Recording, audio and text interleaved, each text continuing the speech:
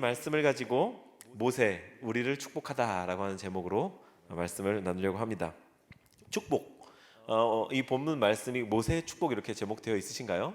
제 성경책에는 그렇게 되어 있더라고요. 축복한다라는 말 싫어하는 사람 아마 없을 겁니다. 찾는 이들에게도 가서 기독교 신앙에 대해서 얘기를 하다가도 아니면 뭐 다른 주제로 이렇게 교제를 나누다가도 이 기독교의 이야기를 축복이라는 이야기로 시작을 하거나 아니면 당신을 위해서 축복하면서 기도해드리고 싶은데 라고 하는 축복이라는 단어를 이렇게 넣으면 10중 8구 거절하지 않으시는 것을 경험을 해보았습니다. 무슨 말이냐? 우리의 영성을 막론하고 누구도 축복을 싫어하지는 않는다 라는 것을 알 수 있었다 이 말이죠. 심지어 뭐 다른 가치관을 가지고 있는 분들에게도 축복해드리고 싶습니다 이러면 그걸 거절할 이유는 없죠. 축복을 싫어하지 않기도 하는 거고 또 이렇게 매너상 그렇지 않기도 한 것이지만 여튼 우리는 축복을 받는다라는 말은 참 기분 좋게 여긴다 이 말입니다. 이것은 어쩌면 인간 영혼의 DNA 가운데 축복을 향한 소망, 갈망을 주님께서 좀 이렇게 심어두시지 않았을까라고 하는 생각까지도 해봅니다. 누구도 거절하지 않으니까요. 오늘의 본문은 모세가 이스라엘 백성들을 축복하는 내용입니다. 우리가 여태까지 계속 같이 여행해 온 바 이스라엘과 함께 광야 여정을 쭉 이끌어 온 모세가 이제 자식들과도 같은 이스라엘 백성들을 가나안에 들여보내면서 자기는 함께 못 간다는 걸 알고 있죠. 그리고 축복하면서 기도해주면서 여러 가지 율례들을 정해주면서 신명기를 정했고 이제 마지막 빠이빠이 하기 직전에 신명기의 이 마지막에 등장하는 이 축복을 통해서 축복하면서 파송해주는 그런 내용인 겁니다. 31장과 32장은 사실 좀 이렇게 살벌한, 좀 이렇게 딱딱한 어조의 그런 내용들이었는데 33장에 이렇게 들어서면서 모세 어조가 굉장히 부드러워지는 걸 우리는 느낄 수 있습니다. 마치 다른 사람인 것처럼 보여지는데요. 크리스토퍼 라이트라고 하는 학자가 이 본문의 분위기를 이렇게 평했습니다. 저주, 도전, 경고, 우울한 예언이 이어지는 어두운 장들이 모두 끝난 후에 나오는 이 마지막 유언이 온기와 희망과 위로로 가득하다는 사실에는 무언가 아름다움이 있다. 무언가 아름다움이 있다. 정말 그런 것 같습니다. 우리도 자녀들이나 학생들 대할 때 막 잔소리 하고서도 진짜 틀린 거는 막 다 얘기하더라도 그 헤어질 때 찝찝한 얼굴로 헤어지면 그 안 되잖아요. 그 마음이 그렇게 좋지가 않잖아요. 이 모세도 그랬던 걸까요? 여태까지 갈궈놓고 막 저주 막 인정 이만큼 얘기해놓고 이제 빠이빠이 하기 직전에 축복으로 보내주는 그런 좀 따뜻한 분위기, 심지어 아름다움이 있다라고 이 신학자가 평하지 않습니까?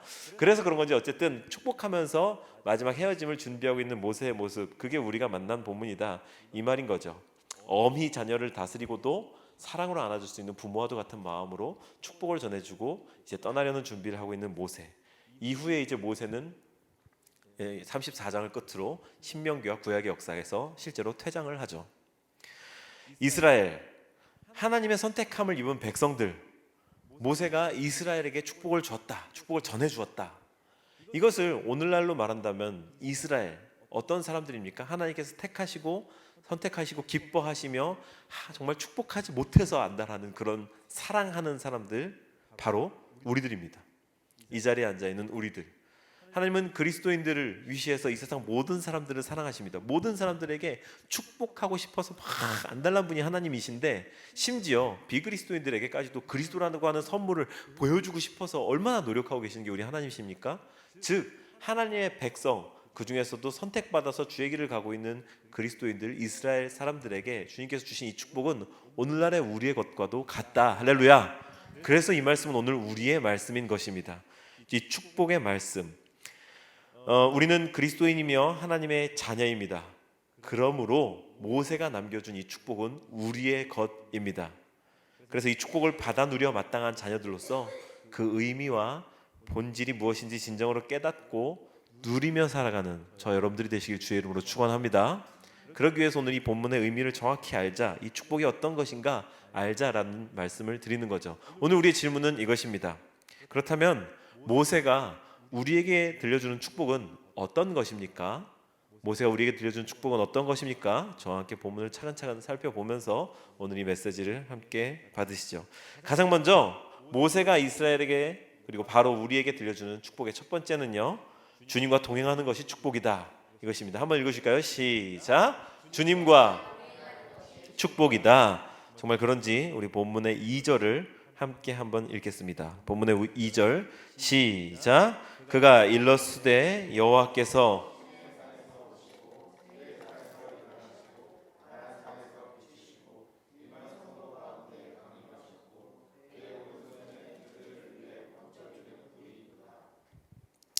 네, 이 말씀은 모세가 요약한 지난 40여 년간의 광야의 여정을 이렇게 한번 축약한, 함축한 그런 내용이에요. 뭐 산산산 여기에 대해서 하나하나 뜯어서 설명하려고 그러면요 오늘부터 막 몇 주 동안, 몇 시간 동안 막 이 말씀을 나눠야 되니까요.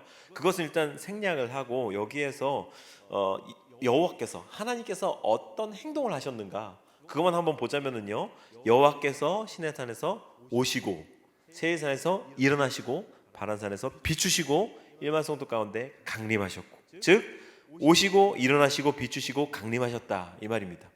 주님께서는 할 수 있는 모든 액션을 동원해서 이스라엘 백성들과 동행하셨습니다. 초자연적인 행동도 하셨고요, 직접 개입하시기도 하셨으며 사람을 세우고 사용하기도 하셨습니다. 좋은 곳으로 인도하기도 하셨고 벌도 주기도 하셨고 할 수 있는 모든 행동을 함께 하셨다, 즉 동행하셨다. 하나님이 다 하셨다.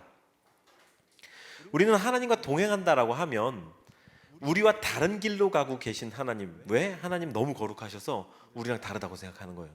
그러니까 하나님이 우리랑 다른 길을 가고 계시는데 우리가 어쩌다가 좀 이렇게 상태가 좋은 날, 여태까지는 제 마음대로 했지만 하나님 오늘 그 거룩한 길로 제가 한번 옆에 한번 살짝 좀 잠깐 가드릴게요. 하나님 너무 좀 이렇게 빡센 데로 가고 계시니까 제가 평소에는 못 가드려도 오늘 제가 좀 상태가 좋습니다. 기도도 많이 했고 예배 드리고 왔어요. 조금 몇 발자국 같이 가드리겠습니다. 이렇게 떨어져 있는데 가서 붙는 이런 이미지를 생각을 하는데 그게 아니란 말입니다. 하나님 적적해 보이시니까 제가 좀 함께 같이 걸어가 드릴게요. 저는 부담스러운 걸로 길로 가고 계시는데 제가 오늘 한번 선심 한번 써드립니다. 이렇게 생각하는 거죠. 그런데요, 맥스 루케이도라고 하는 유려하고 아름다운 문장의 귀재가 있거든요. 이분이 이렇게 이런 글을 썼습니다. 제목은 하나님 우리 집. 제가 앞서 드렸던 이 설명이랑 연결지어서 한번 이 글을 들어보시죠. 하나님 내가 한번 가드릴게요. 이러는 그 우리의 인식이 얼마나 이분의 인식과 다른가. 하나님 우리의 집. 당신이 하나님과 분리되어 있다고 생각하지 말라. 그분은 대형 사다리 꼭대기에 있고 당신은 바닥에 있다고 행여 생각지 말라. 당신은 지구에 있고 하나님은 금성에 있다는 생각일랑 깨끗이 내다 버려라. 하나님은 영이시기에 당신 곁에 계신다. 하나님 자신이 우리의 지붕이다. 하나님 자신이 우리의 벽이다. 하나님 자신이 우리의 기초이다. 모세는 그것을 알고 이렇게 기도했다. 여기도 모세가 나오네요. 여호와여, 주는 항상 우리의 거처가 되셨습니다. 하나님이 내 집이시라니 얼마나 힘이 되는 생각인가. 집이란 신발을 벗어 던지고 오이지와 과자를 먹을 수 있는 곳이요, 잠옷만 입고 있어도 남들이 어떻게 볼까 걱정할 필요가 없는 곳이다. 당신의 집은 당신한테 친숙한 곳이다. 침실이 어디 있는지 아무도 당신에게 말해줄 필요가 없다. 부엌으로 가는 길도 누가 일러줄 필요가 없다. 세상을 헤쳐나가려 종일 고되게 일하다가 친숙한 내 집에 온다는 것은 얼마나 위안이 되는가. 하나님도 그와 똑같이 당신에게 친숙한 분이 되실 수 있다. 시간이 가면서 당신은 양분이 필요할 때 어디로 갈지, 보호가 필요할 때 어디에 숨을지, 인도가 필요할 때 어디를 볼지 배울 수 있다. 이 땅의 집이 피난처인 것처럼 하나님의 집도 안식처이다. 하나님의 집은 한 번도 약탈당한 적이 없고 그분의 벽은 한 번도 뚫린 적이 없다. 하나님 우리의 집. 하나님과 동행한다는 것, 이게 이 워킹 이미지를 갖고 있다 보니까 우리가 하나님과 동행합니다 그러면 하나님과 걸어서 어딘가 목적지를 향해서 가는, 물론 그래서 걷는다 동행한다라는 메타포를 썼겠지만 이 작가는 아주 인식을 달리하고 있는 겁니다. 모세의 시편을 인용해서 말이죠. 하나님과 동행한다는 것은 그렇기에 주님과 동행하는 액션으로 이어져라, 다시 결심하고 그렇게 살아가라가 아니라 정신 차려라, 자각해라, 네가 하나님이라는 집안에 있다는 걸 깨달아라 라고 하는 인식의 전환을 이야기를 하는 겁니다. 모세가 이스라엘에게 준 축복은요, 그렇기 때문에 이제부터 달라져야 돼, 변화돼야 돼가 아니라 정신 차려, 눈 떠, 야야 생각해 네가 지금 하나님이라는 집 안에 있어. 그러니까 안전을 누려. 눈을 들어서 안전한 곳, 여기에서 어떤 도움이 올지를 바라봐. 어떻게 살아갈지 힌트를 여기서 얻어. 다른 데 볼 필요 없어 라고 하는 당부를 해주고 있는 거죠. 주님과의 동행, 그게 축복입니다. 우리 역시 주님과의 동행, 그것이 축복이라면 감은 눈을 뜨기만 하면 됩니다. 우리는 그리스도인으로서 무한한 축복의 보고를 이미 소유하고 있습니다. 눈을 뜨고 눈을 열어. 두 가지 단어가 섞여서 나온 경우가 요새 너무 많은데요. 눈을 뜨고 눈을 열어서 하나님께서 우리 앞에 이미 예비해 두신 그 축복의 보고를 열고 거기에 축복을 꺼내 쓰기만 하면 되는, 함께 살아가기만 하면 되는 것, 그게 이미 허락된 그리스도인의 인생이다. 할렐루야. 눈을 뜨시길 주의 이름으로 축원합니다. 그리고 두 번째로는요, 말씀을 받는 것이 축복이다. 말씀을 받는 것이 축복이다. 이렇게 말씀하고 계십니다. 우리 정말 그런지 2절과 3절 한번 읽어보도록 하겠습니다. 2절과 3절 읽어주시죠. 시작. 그가 일러스되 여호와께서 시내산에서 오시고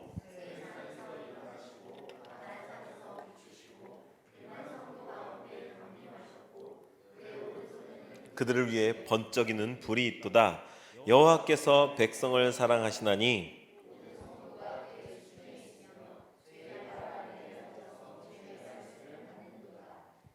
광야를 쭉 인도해 오셨던 그 하나님, 우리가 앞서서 방금 이야기했던 오시고 보시고 일어나시고 비추시고 하셨던 그 하나님, 그 하나님의 오른손에 뭐가 있다고 지금 말하고 있습니까? 그의 오른손에는 그들을 위해 번쩍이는 불이 있다라고 합니다. 이거 역시 참 문장이 주는 이미지가 뭔가 약간 우리 그리스 신화에서 봤던 제우스 번개 손에 들고 이렇게 약간 그런 이미지가 생각이 나는데요. 한번 잘 생각을 해보시죠. 여러분 성경책 혹시 난외주 있으십니까? 풋노트? 거기에 성경책 있으신 분들 제일 아래 뭐라고 써 있나요? 불가타역에는 불타는 율례, 이렇게 되어 있는 분 계신가요? 네, 같은 이제 원어를 이렇게 번역한 여러 번역서들 중에 특별히 이제 라틴어 공동 번역인 불가타역 같은 경우는 이 부분을 불타는 율례로 해석했다고 합니다. 무슨 말입니까? 불타는 율법, 불타는 말씀. 그 하나님의 말씀을 오른손에 들고 이스라엘 백성들에게 강림하면서 그렇게 준비해 두셨다라고 했던 겁니다. 사랑하시는 백성들을 그의 수중에 모아두시고 그 백성들은 주의 발 아래에 앉아서 말씀을 받는다, 즉 예배한다. 하나님의 이름을 높인다. 주의 말씀을 받으며 하나님의 이름을 높이는 예배의 현장, 그것이 지금 이 본문에서 묘사되어지고 있는 겁니다. 오늘은 우리가 좀 형식화된 예배에 대해서 이야기해볼 필요가 있겠습니다. 저는요 사실 이 형식에 대한 약간 알러지 같은 게 있는 사람이었어가지고 저희 때 그런 어떤 해체주의가 많이 유행했었던 것 같아요. 어른들의 특별히 정형화된 예배 시간, 종 한번 땡 치면 일어나가지고 교동문 서로 낭독하고 다시 앉아가지고 뭐 하고, 이런 종류의 형식에 대한 반항이 일어났었죠. 포스트 모더니즘과 함께 이렇게 맞물려가지고 일어난 것이다라고 배워서 알고 있는데요. 여튼 이런저런 해체들이 여러 전통들을 이렇게 무너뜨렸습니다. 그런데 그게 좋은 의미에서의 무너짐이 되게 많다고 느꼈던 거죠. 당시의 젊은 세대로서. 그래, 이건 비본질이야. 이거는 본질이고 하나님의 정신이니까 이것만 잘 지키면 돼. 개인적으로 거기에 너무 매력을 느꼈던 세대 캐릭터였기 때문에 그걸 좋아했습니다. 근데 시간이 지나면서 보니까 전통이 이루어져 왔던, 즉 형식이 담고 있는 정신도 얼마나 소중한 것인가. 그래서 저 형식을 이룸으로 인해서, 행동함으로 인해서 우리에게 얼마나 큰 유익이 있는가를 조금 배우게 됐습니다. 우리의 신앙의 선조들은 새벽 예배의 전통을 갖고 있었고, 이런 예배 형식의 전통을 갖고 있었고, 그분들께서는 제 기억에 남는 거는 강대상에는 평신도는 올라가지 않는다, 이런 종류의 어떤 그런 딱딱함도 가지고 계셨죠. 물론 성경적으로 옳은 건 아닙니다. 하지만 어쨌든 그분들의 마음과 정신 중심을 보자, 이 말이죠. 행동은요 정신이 어떠함을 나타냅니다. 그렇지 않습니까? 그리고 우리의 옷과 겉보여지는 표현은 우리의 중심이 어떠한지를 보여주는 거죠. 그런 측면에서 형식화된 예배는 참 소중한 것이다. 우리 교회력과 절기도 엄청 귀하고 깊은 의미가 있다는 걸 계속해서 더 느껴가고 있습니다. 그런데요, 우리가 하나님께서는 형식에 상관없이 그 중심으로 예배를 받으실 수 있는 분이지만 우리가 그 형식에 영향을 받더라. 이 말이 오늘 하고 싶었습니다. 형식을 다 해체하고 오직 주님만을 예배하고 경배하는 건 맞습니다만 그 딱딱한 형식에 담겨지는 과정을 통해서 우리가 우리의 마음을 준비하게 되더라. 제가 제일 처음에 우리 다 같이 일어나서 찬양합시다고 그런 예배에 부름을 하지 않습니까? 그때 자리에서 일어나는 행동을 통해서 우리는 뭔가 좀 불편함 가운데 우리의 육신을 가두고 찬양과 경배에 집중할 수 있는 마음을 갖습니다. 주님은요, 앉아서든 누워서든 눈 감고든 눈 뜨고든 찬양 드려도 어떻게도 받으시는 분이지만 우리는 누워서 찬양 드리면 느슨해지고 무릎 꿇고 찬양 드리면 경건해지는 인간들 아닙니까? 즉 우리를 위한 형식이 필요하다. 제가 왜 이 부분에서 있어서 왜 이렇게 힘줘서 말씀을 드리냐, 이것이 말씀을 받는 것과 무슨 상관이 있냐, 저 개인을 향해서 하는 말씀인데요. 큐티 할 때 여러분 이렇게 정 자세로 앉아서 노트에 정성껏 쓰면서 큐티를 하자에 지서봐 라고 하는 얘기를 하려고 여러분 누워서 이어폰 꽂고 큐티 하면 안 됩니다. 죄송합니다. 회개합니다 주님. 그렇게 하면 안 돼요. 형식은 우리에게 가져다 주는 유익이 있습니다. 우리는요, 우리의 영혼을 위해서 받으시는 주님께 최고의 모습을 보여야 할 필요가 있습니다. 여러분 신중히 듣고 계시죠? 주님은 안 그래도 되는 아시는 분입니다. 근데 내가 안 그런 사람이기 때문에 여러분 큐티할 때 말씀을 정해진 시간에 정해진 장소에서 경건한 모습으로 받으시는 여러분들 되시길 바랍니다. 그리고 또한 약속된 이 예배의 시간에 늦지 않고 오십시오. 우리는 정해진 예배의 시간이 있죠. 우리 교회는 다행히 이제 그런 경향이 잘 없어서 감사하지만 이 찬양을 예전에는 준비 찬양 이렇게 부르던 표현이 있었죠. 찬양에는 준비가 없습니다. 그렇지 않습니까? 찬양은 그 자체로 주님을 높여드리는 곡조 있는 기도입니다. 찬양 시간을 지금 찬양하는 시간이 좀 딜레이도 되겠네 이렇게 가는 그 어떤 플렉서블한 시간으로 생각하지 않으시길 바랍니다. 저부터가 그렇고요. 우리는 찬양부터 시작해서 온전하게 이 예배의 시간을 형식 가운데 우리 몸을 담아야 될 필요가 있다라고 하는 그 말씀을 힘주어서 드리고 싶었습니다. 큐티는 큐티책에 자필로 메모하며 그리고 말씀을 들을 때에도 여러분 제가 주보에 이렇게 노트 드리거든요. 필요하신 분들은 활용하세요. 근데 지난주부터 우리가 이 온라인 주보의 여파인지 주보 소진이 많지 않아서 조금만 뽑아두었는데요. 필요하셔서 말씀하시면 제가 넉넉히 뽑아두도록 하겠습니다. 활용하셔도 좋고 어쨌든 말씀을 받고 듣고 기억하고 살아가는 그런 삶이 되시길 바라서 이 잔소리를 좀 길게 덧붙여 보았습니다. 말씀을 받는 것이 축복이다. 하나님은 주의 발 아래에 앉아서 주의 말씀을 받도록 그 백성들을 광야 가운데에서 계속해서 모아오셨다. 그렇게 인도해 오셨다. 모세가 전해준 축복이다 이 말이죠. 마지막으로요, 부르심을 감당하는 것이 축복이다. 한번 따라해 주시죠. 부르심을 감당하는 것이 축복이다. 정말 그런지 우리가 성경을 통해서도 또 확인해 봐야 될 텐데요. 사실 여기에 해당하는 부분은 지금 6절부터 17절까지입니다. 미스터님 화이팅! 네, 밤샘 근무하고 오셔가지고 네, 힘내십시오. 이 6절부터 17절까지의 본문을 다 읽어야 되는 너무 기니까 이제 그 부분은 시간 관계상 합독하지는 않겠고요. 본문은 루벤에서 시작해서 레위, 베냐민, 요셉 지파까지의 내용을 제가 거기까지 본문을 잡았습니다. 우리 큐티로 그만큼 정해졌기 때문에요. 이 축복들 가운데 공통점을 꼽자면 사명, 이 각각 지파의 사명을 말하고 있다 이 말입니다. 왜냐하면 태어날 때에 이 지파는 그 한 사람씩의 이 요셉의 형제들이 각각의 지파가 된 것 아닙니까? 그들이 태어나면서의 에피소드가 있었고 그들이 저질렀던 어떤 일들 때문에 야곱이 이들에게 축복할 때에 그것이 이들의 운명이 되었고 이들 지파의 역할 즉 사명이 되었습니다. 지금 모세는 이 지파들에게 그 사명을 다시금 상기시키고 이렇게 살게 될 거야 라고 하는 그들이 갖고 있었던 사명을 좀 상기시키는 데 축복의 초점을 맞추고 있다는 거죠. 그렇다면 우리 스스로에게 한번 질문해 봅시다. 우리는 어떤 사명을 갖고 있습니까? 나는 어떤 사명을 갖고 있습니까? 아리스토텔레스는요, 당신의 재능과 세상의 필요가 교차하는 곳에 당신의 사명이 있다라고 말했습니다. 너무 놀라운 말입니다. 재능과 세상의 필요가 교차하는 곳에 당신의 사명이 있다. 우리가 잘하는 것, 좋아하는 것, 잘하게끔 빚어져 온 것과 이 세상의 필요, 즉 세상, 사회, 하나님께서 보내신 일터에서의 필요와 우리의 캐릭터리스틱이 함께 만나가지고 무언가 이루어간다. 이 낫줄과 이 저기처럼 C줄과 낫줄인가 이것처럼 이렇게 맺어져 간다라는 이야기를 하고 있는 거죠. 비전과 존재혁명이라는 책이 있는데요. 강준민 목사님이 이 책을 통해서 사명을 발견하는 방법을 이야기를 하셨어요. 이거 좀 놀라운 인사이트인 것 같아서 한번 제가 이것도 역시 발췌해 와봤습니다. 어떻게 해야 사명을 발견할 수 있는가? 어떻게 해야 나 한 사람에게 독특하게 주신 사명을 발견할 수 있겠는가? 이거 우리 모두의 질문 아닙니까? 내 사명이 뭐지? 하나님 나한테 뭘 시키셨지? 내가 뭘 하면 하나님께 영광이 되지? 거기에 대해서 이분이 정리해 놓으신 거는요. 첫째로 재능과 은사가 사명이다. 재능과 은사가 사명이다. 하나님은 우리의 재능과 은사를 따라 일하신다. 재능과 은사란 자신에게 가장 자연스럽고 가장 효과적으로 할 수 있는 일이다.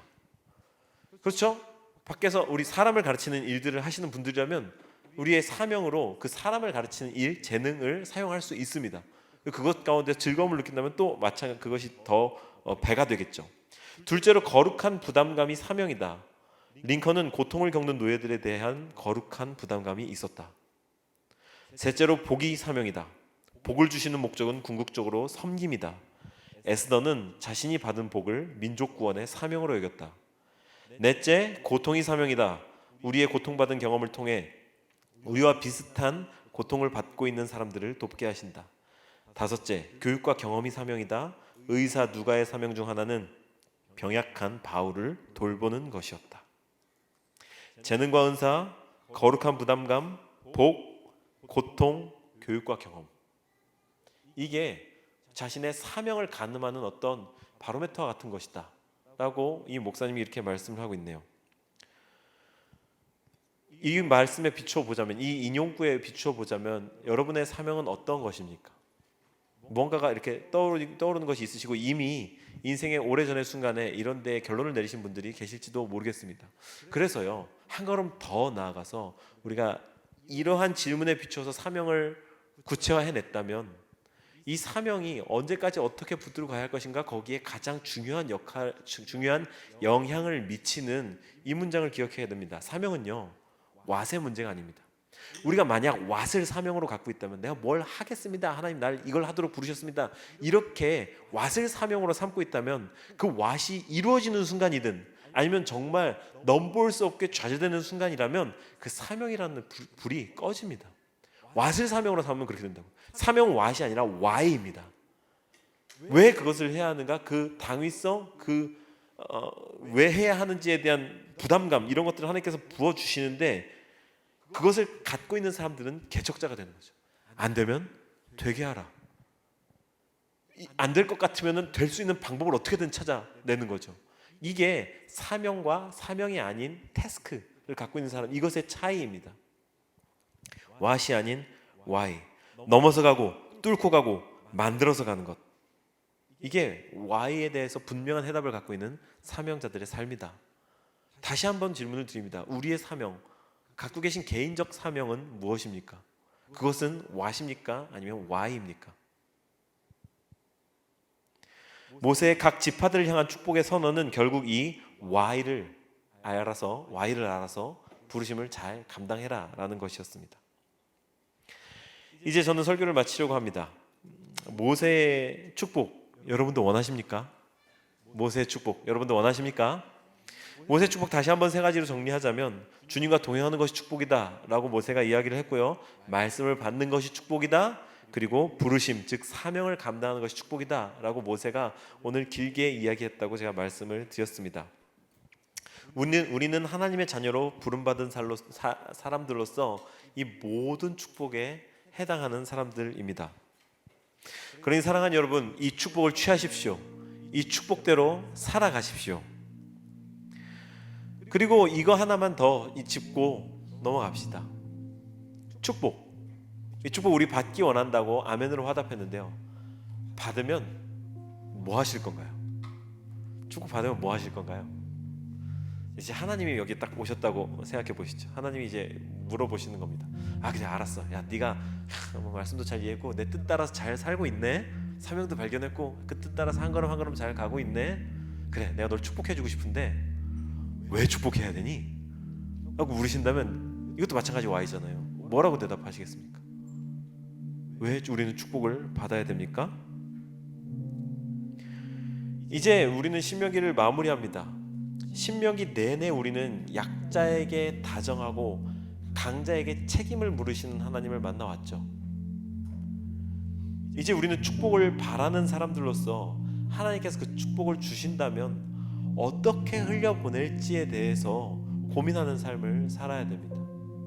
우리가 말씀을 아는 것, 그리스도 예수 구세주를 잘 아는 것, 그 궁극적인 축복을 받으면 나 한 사람의 구원에서 끝나서야 되겠습니까?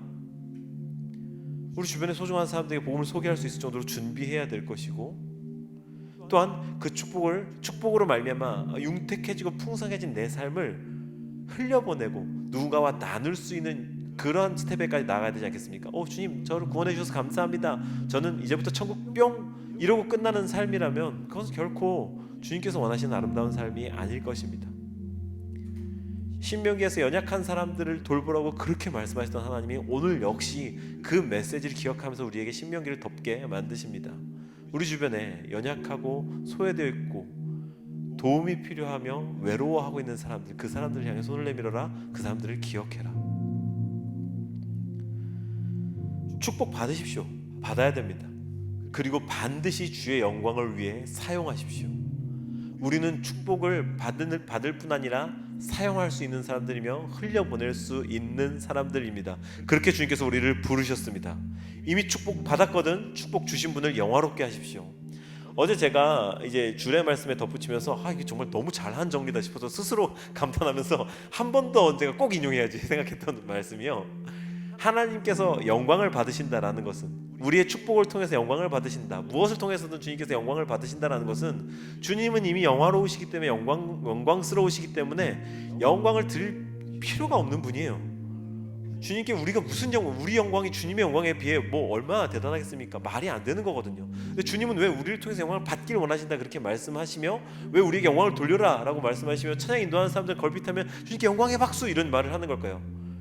주님께 영광을 드린다는 것은요, 우리가 거울과 같은 사람들이 되어서 주님이 어떤 분이신지를 비추어 다시 보여드리는 것, 그리고 비추어 다른 이들에게 반사시키는 것, 우리가 창문이 되어서 우리라고 하는 사람들을 통해서 그리스도를 엿볼 수 있게 하는 것, 그게 하나님께 영광을 올려드린다는 뜻의 본의입니다. 그러니 우리가 축복받은 사람들로서 이 축복을 주신 하나님이 어떤 분이신가, 저 삶이 왜 저렇게 기쁘지, 나보다 잘 사는 것 같지도 않은데 뭐 저렇게 행복하지 않은 사람들이 가까이 다가와서 우리 삶을 이렇게 들여다볼 때 창문 너머로 주님이 보인다면, 그 주님의 어떠하심이 보인다면 그것만큼 영화로운 인생이 있겠습니까? 주님은 그래서 우리에게 축복을 주기를 원하시는 분입니다. 제가 정말 사랑해서 너무 많이 소개한 찬양이 있는데요, 찬양의 제목이 창문이에요. 어둠의 사람과 주님 사이에 벽이 서 있네, 사단의 거짓으로 세워진 벽. 그러나 하나님의 사람은 어둠을 물리치네, 우리가 세상의 그 벽의 창문이 될 때, 어둠의 사람들, 그리스도를 알지 못하고 사마의 길로 가고 있는 사람들과 주님의 사람들, 빛으로 부름받은 사람들 사이에 벽이 서 있대요. 사단의 거짓으로 세워진 벽. 하나님의 사랑이 그 사단을 계속 물리치기 때문에 이 사단의 벽이 우리 쪽으로 뭐 어떻게 오게 해코지를 할 수 없지만, 이 벽이 있기 때문에 이 사람들은 하나님을 보지 못하고 어둠 가운데 죽어가고 있는데 조그마한 창문이 나 있다는 거죠. 그 창문의 이름은 그리스도인 우리. 이 창문에 이끼가 껴있거나 때가 껴있으면 세상 사람들은 이렇게 들여다봤을 때 뭐야, 기대했는데 굉장히 지저분하네, 하나님이라는 존재에 뿌였네, 빛도 밝지 않네, 오해하게 될 것입니다. 우리가 그리스도인이라고 하는 창문, 우리 스스로의 창문을 주님께서 주신 이 축복을 따라서 주님을 깊이 알고 말씀을 따라가고 사명을 감당하는 삶으로 정결하게 유지해가는 삶을 살아간다면 그 창문을 통해 그리스도를 들여다보는 이들이 감탄할 것입니다. 그리스도가 이래서 세상의 소망이구나, 그래서 우리에게 소망이구나, 이 사람이 행복해 보이는 그 축복의 근거가 이것이었구나. 그렇게 축복 받으시는 저와 여러분들이 되시기를 바라서 오늘 이 말씀을 드렸습니다. 우리가 공동체로서 신명기의 말씀을 9주 동안 받아왔습니다. 제가 카운트 해보니까요 9번이더라고요. 9주 동안 이 신명기의 말씀을 받으면서 저 사실 제가 굉장히 취약한 분야의 신학이기 때문에 너무너무 고생했거든요. 힘들었습니다. 그런데 말씀을 받으면서 누구보다 큰 유익을 누린 게 제가 아닌가 싶습니다. 하나님께서는요, 우리에게 이스라엘 공동체처럼 광야 노정을 좋든 싫든 밉든 곱든 계속 함께 나갔던 이 광야 공동체 이스라엘처럼 우리 모두를 부르셨습니다. 그래서 가장 1차적으로 우리는 이 신명기의 말씀을 공동체 차원에서 받자라는 측면에서 삶은 교여 들으라 이런 소제목으로 여태까지 9차례의 이 말씀을 나누었던 거거든요. 오늘 이 말씀을 마무리하면서 역시 우리가 공동체적인 차원에서 말씀을 마무리하고 싶습니다. 그 축복, 우리에게 공동체적인 것이 되어야 할 줄로 믿습니다. 그리고 우리는 서로를 바라보며 그 서로의 삶을 기대하고 축복하고 응원하는 그런 삶이 되어야 할 줄로 믿습니다. 근데 제가 이 말씀으로 가름하면서도 좀 잔소리 같다는 생각이 드는 게, 제가 더 힘주어 얘기하지 않아도 제가 기대했던 것 이상의 공동체가 되어 있어서 너무너무 감격스럽습니다. 어제 결혼식이 한 예였고요.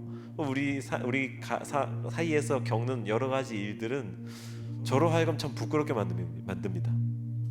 저는 인생을 좀 이렇게 독고다이로 살아가는 스타일로 배워왔기 때문에 이렇게 혼자 알아서 잘하고 뭔가 이렇게 필요한 거 있으면 가서 스스로 얻어오고 이런 종류의 인생을 훈련받은 삶이어서 사실 잘 공동체 생활을 못했던 것 같아요.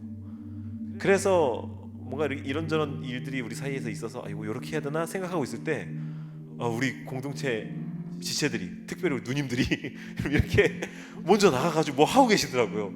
제가 한 발 늦을 때가 얼마나 많았는지 처음에는 너무 부끄러웠고 이래도 되나 싶었는데, 이제는 이 공동체 안에서 주께서 주시는 사인을 예민하게 받는 형제자매들이 계시고, 나는 그거에 좀 늦는 사람이라면 말씀을 열심히 공부해서 제대로 전하는 역할을 잘 감당하면 되고, 이게 공동체구나라고 하는 생각을 하게 되어서 너무나도 감사합니다.